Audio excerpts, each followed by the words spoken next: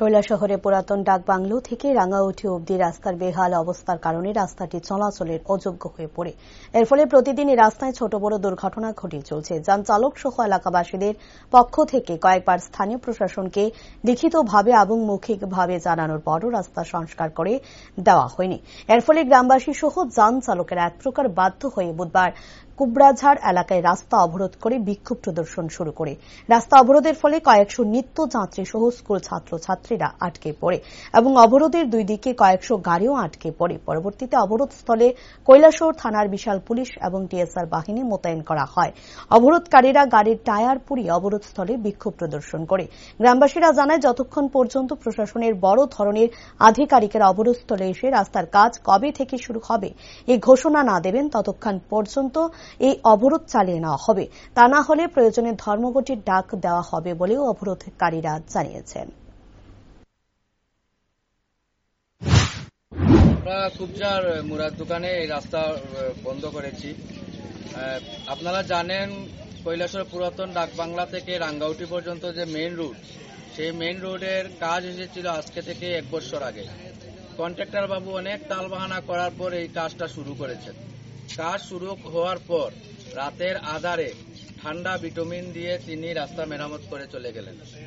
রাস্তা মেরামত করে চলে যাওয়ার 6 মাসের মধ্যে রাস্তা ভেঙে টুকরো টুকরো হয়ে গেছে। বর্তমানে আপনারা দেখতে পাবেন সেটা রাস্তা না ক্ষেতের জমিন বোঝা যায় না, এমন অবস্থা। প্রতিনিয়ত এই রাস্তার কারণে দুর্ঘটনা ঘটে। এমনকি এই রাস্তার কারণে অনেক মানুষকে তার প্রাণও হারাতে হয়েছে। অনেক মানুষ জিবি হসপিটালও পর্যন্ত ভর্তি হয়েছে।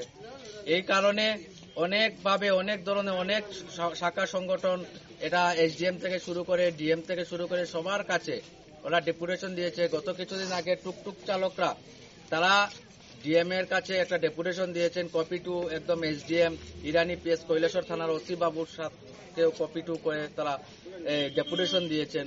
কিন্তু যতই ডেপুটেশন দেন কোনো হেলদোল নেই প্রশাসনের। দুর্গাপুজোর 2-3 দিন আগে এখানে কুমারঘাট থেকে পিডব্লিউডি এসডিও সাহেব এবং জুনিয়র ইঞ্জিনিয়ার এসেছিলেন। উনাদেরকে আমরা ঘেরাও করে রেখেছিলাম এই জায়গায়। তো এই জায়গায় ঘেরাও করার পর তিনি আমাদেরকে আশ্বস্ত করলেন যে আপনার লক্ষ্মী পুজোর 3 দিন পর ওনারা কাজ শুরু করবেন। লক্ষ্মী পুজো গিয়ে কালী পূজা যাওয়ার পর আমরা ওনাদের সাথে কন্ট্যাক্ট করলাম যে আপনারা বললেন লক্ষ্মী পূজার পর এখানে রাস্তার কাজ শুরু হবে। এখন তো কালী পুজোও চলে গেল, রাস্তার কাজের তো কোনো খবর নেই। উনি তখন বলছেন আমাকে, উনি বললেন যে আমরা তো কন্ট্রাক্টর বাবুর সাথে কন্ট্যাক্ট করেছি, এক্সিকিউটিভ সাহেব অনেকভাবে ওনাকে কন্ট্যাক্ট করেছেন, অফিসিয়ালি ওনাকে অনেক রিকোয়েস্টও করা হয়েছে, কিন্তু তিনি সেই কাজ পুনরায় মেরামত করার